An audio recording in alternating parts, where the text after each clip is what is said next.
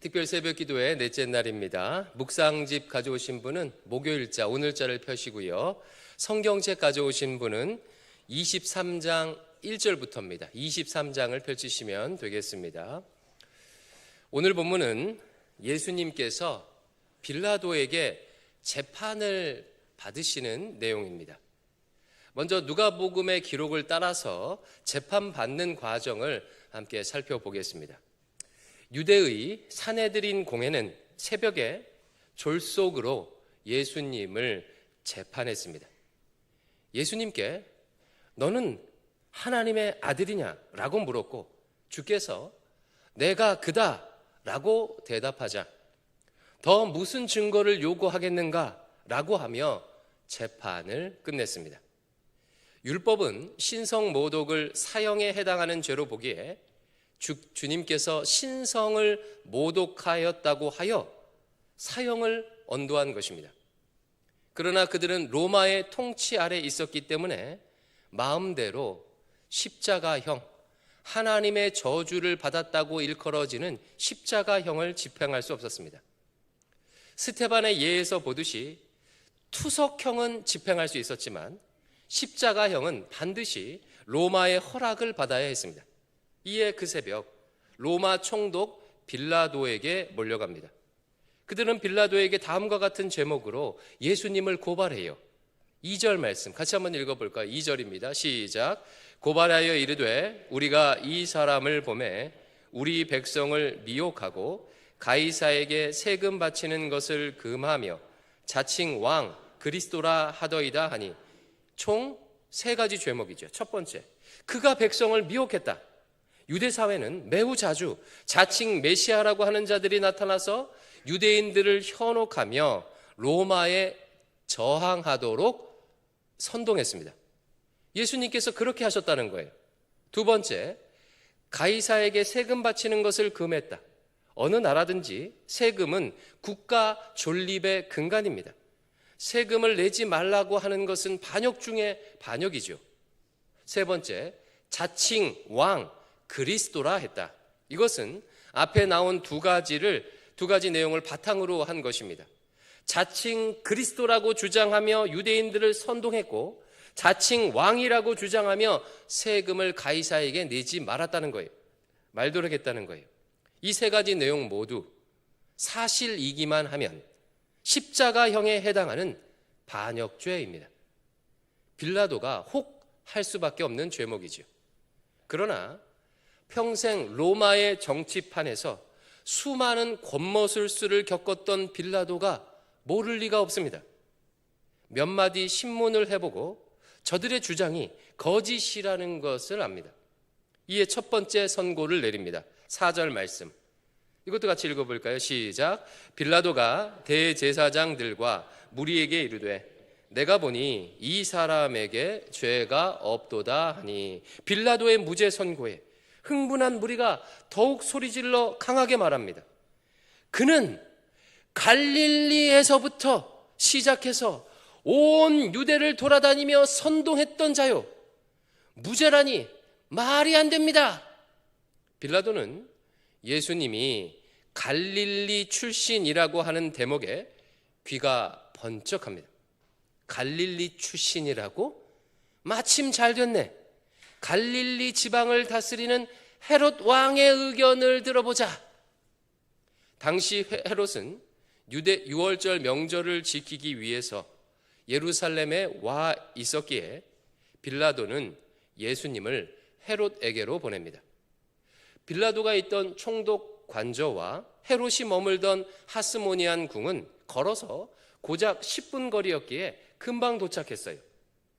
평소 예수의 소문을 듣고 궁금해하던 헤롯은 예수님을 데리고 오자 신이 났습니다. 더욱이 원수처럼 지냈던 빌라도가 사람들 앞에서 갈릴리 분봉왕으로서의 자신의 권위를 세워주어 마음이 우쭐해졌습니다. 헤롯은 여러 질문을 예수님께 던졌지만 주님은 한 말씀도 대답하지 않으셨습니다. 헤롯 역시 사형에 십자가형에 해당하는 혐의점을 찾지 못했고 그저 희롱만 하고 다시 빌라도에게 돌려보냅니다. 빌라도가 2차 선고를 내립니다. 너희들이 이 자가 백성을 선동했다고 하여 내가 신문했으나 이 자의 죄를 찾지 못하였다. 헤롯 역시 그렇게 하여 나에게 다시 돌려보냈다. 이 사람은 십자가형을 받을 만한 죄를 짓지 않았다. 그냥 때려서 풀어주겠다. 빌라도의 2차 선고에 백성들은 더 흥분합니다. 18절 말씀, 무리가 일제히 소리질러 이르되 이 사람을 없이 하고 바라바를 우리에게 놓아주소서. 밀란과 살인을 저지른 바라바를 풀어주고 예수를 대신 죽이라는 외침이었습니다. 6월절이 되면 유대인들의 요청에 따라 죄수들 중 하나를 특별 사면해 주었는데 악독한 바라바를 원하는 것입니다. 빌라도의 머리가 빠르게 굴러가요. 바라바는 유대 종교 지도자들이 싫어하는 인물인데 그런 자를 저들이 놓아주라고 하니, 여기에는 분명 정치적인 이유가 있다는 것을 알아차립니다. 이에 빌라도가 세 번째 선고를 내립니다. 22절 같이 했습니다. 22절 시작. 빌라도가 세 번째 말하되 이 사람이 무슨 악한 일을 하였느냐? 나는 그에게서 죽일 죄를 찾지 못하였나니 때려서 놓으리라 하니, 그러나 무리들은 더 흥분해서 더 큰 소리로 외칩니다. 저자를 십자가에 못 박으시오. 십자가에 못 박아라. 십자가에 못 박아라. 빌라도는 백성들의 눈에 살기가 가득한 것을 보았습니다. 누구보다도 군중 심리를 잘 알기에 잘못하다가는 민중 봉기가 날 수 있음을 직감합니다. 결국 세 번의 무죄 판결을 뒤집고 다시 언도합니다. 24절, 이에 빌라도가 그들이 구하는 대로 하기를 언도하고 예수님을 십자가에 못 박도록 넘겨줍니다. 여기까지가 오늘 본문의 내용입니다. 여러분, 여기까지 내용을 들어보니까 어떤 생각이 드십니까? 이 장면에 대한 누가복음의 강조점이 보이지 않습니까? 누가복음은요, 특별히 세 가지를 강조해요. 첫 번째, 예수님의 무죄를 강조합니다. 다른 복음서에는 빌라도의 무죄 선고가 세 번 반복해서 나오지 않아요. 반면 누가복음은 빌라도가 세 번에 걸쳐서 예수님의 무죄를 선고했다고 기록합니다. 여러분, 성경에서 3은 어떤 숫자지요? 3은 완전수예요. 완전수. 재판관이 완전히 예수님을 무죄로 인정했다는 뜻입니다. 뿐만 아니에요. 갈릴리 분봉왕 헤롯마저도 예수님의 죄를 발견하지 못했다고 기록합니다. 사복음서 중에 유일하게 누가복음에만 헤롯의 재판 이야기가 나와요. 이처럼 누가복음은 주님께서 십자가형을 당할 만한 어떤 일도 저지른 적이 없음을 강조하고 있습니다. 예수님은 무죄다. 두 번째, 누가복음은 자기 백성이 주님을 버렸음을 강조합니다. 빌라도 재판은요, 한 번만 더 생각해 보면 이건 역사적으로 종교적으로 아이러니한 상황인 거예요. 하나님의 백성인 이스라엘 백성들이 자신들이 기다리던 그리스도 예수를 십자가에 못 박으라고 요구해요. 반면 이방인 재판관은 무죄라고 반복해서 선고를 합니다.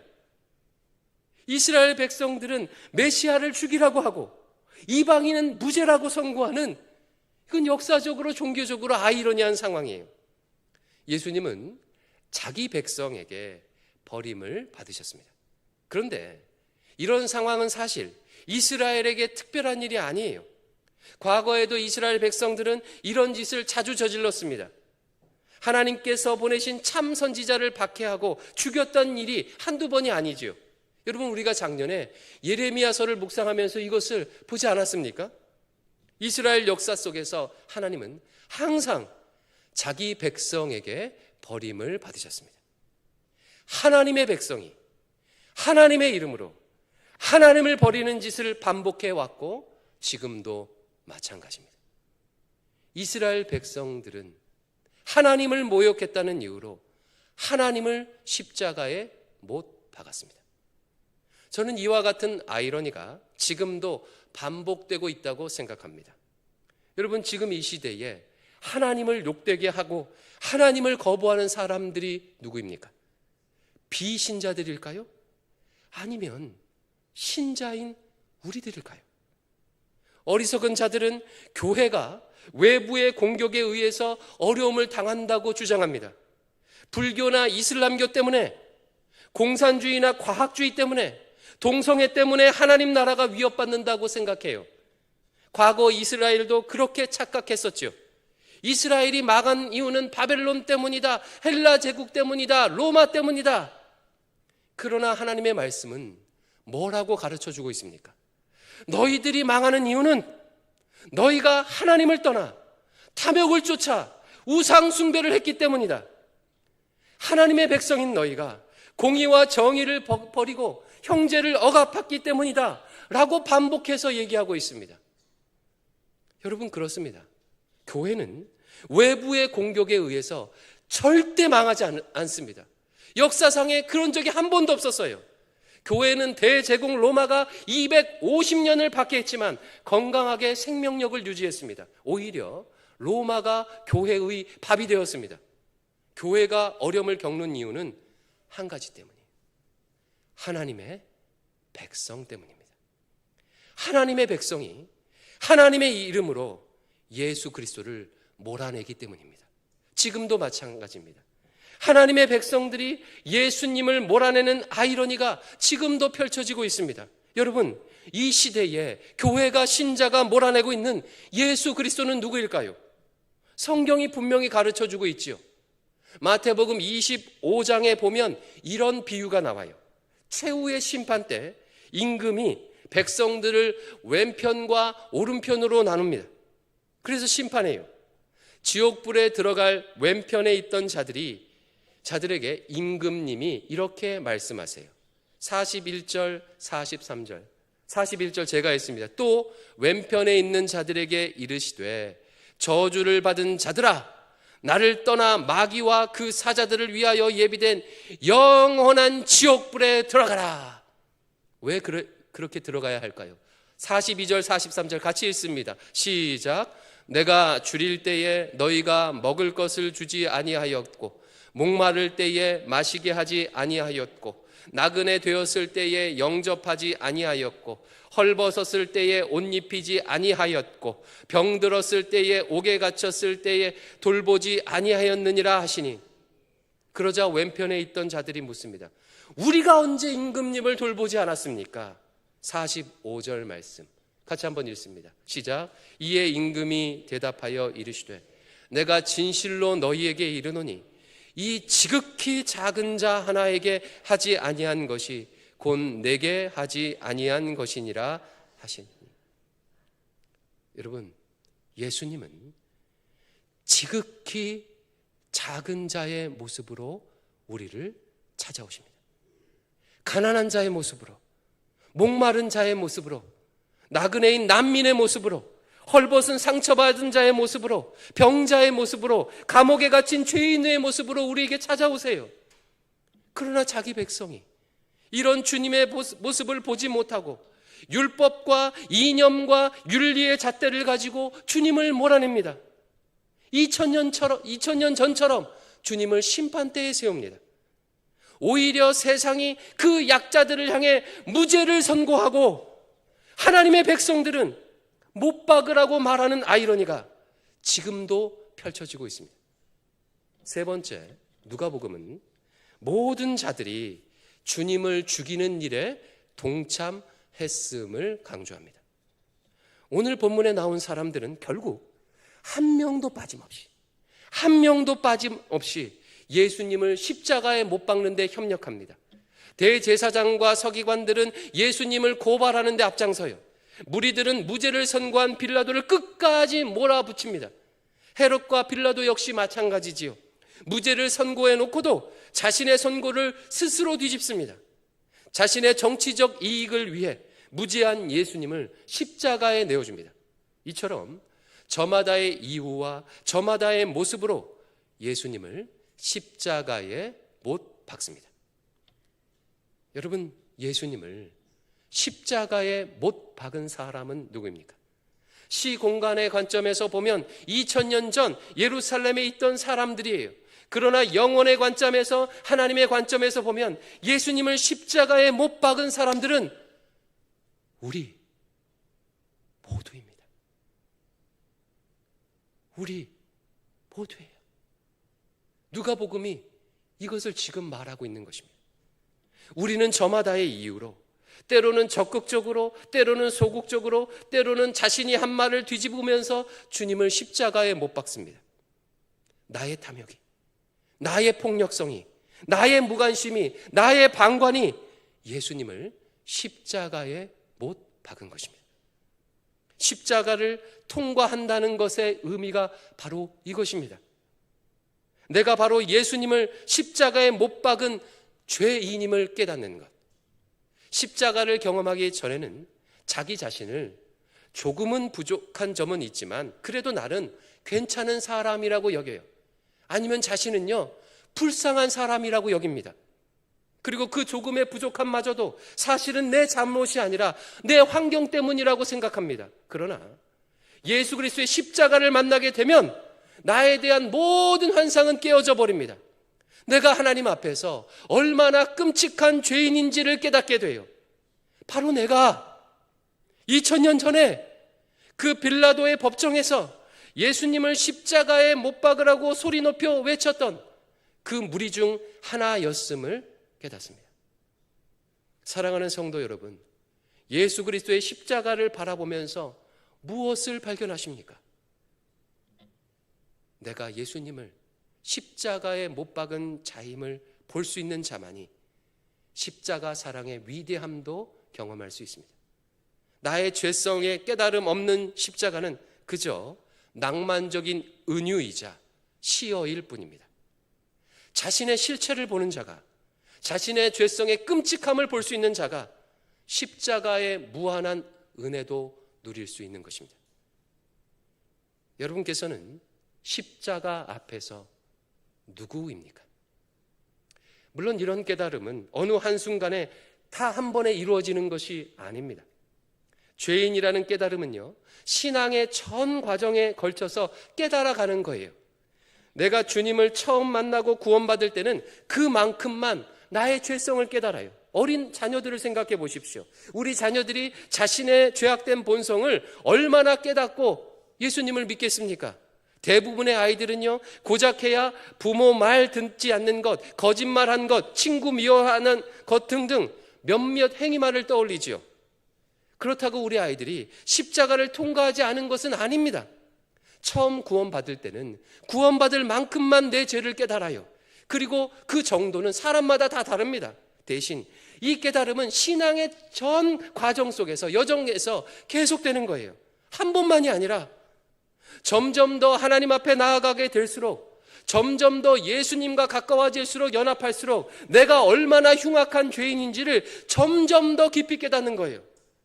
예전에 세상 사람들과 어울릴 때는 상대적으로 나는 괜찮은 사람이라고 여겼는데, 옆에 있는 교인들과 비교할 때는 나는 괜찮은 사람이라고 여겼는데, 무죄하신 예수님, 조금도 악이 없으신 예수님, 온전히 선하신 예수님 앞에 나아가게 될수록 내가 얼마나 이기적인 인간인지, 내가 얼마나 탐욕스러운 자인지를 더 많이 보게 됩니다. 그래서요, 이상하게 하나님을 만난 사람들은요, 시간이 지날수록 점점 더 고개가 숙여져요. 점점 더 겸손해집니다. 성경에 대해 아는 것이 많아지고 더 많이 성화할수록 점점 더 낮아집니다. 왜요? 예수님과 가까워졌기 때문에, 죄 없으신 예수님과 더 연합했기 때문입니다. 사랑하는 성도 여러분, 여러분은 어떠십니까? 주님과 연합할수록 십자가가 아니면 하나님 앞에 나아갈 수 없는 자신을 더 많이 깨닫고 계십니까? 말씀을 맺겠습니다. 누가복음의 빌라도 재판 기사는 세 가지를 강조해요. 첫 번째, 예수님은 무죄하시다. 세상 법정이 확실히 인정할 만큼 죄가 없으신 분이시다. 두 번째, 그러나 자기 백성이 주님을 배반했다. 자기 백성이 주님을 십자가에 내어 주었다. 이런 일은 지금도 우리에게 벌어지고 있다. 세 번째, 결국 모든 사람이 주님을 죽이는 일에 동참했다. 나 역시도 주님을 십자가에 못 박은 죄인이다. 이 아침 죄가 없으신 주님께서 지신 십자가의 거울 앞에 서서 우리를 교회를 비춰볼 수 있기를 바랍니다.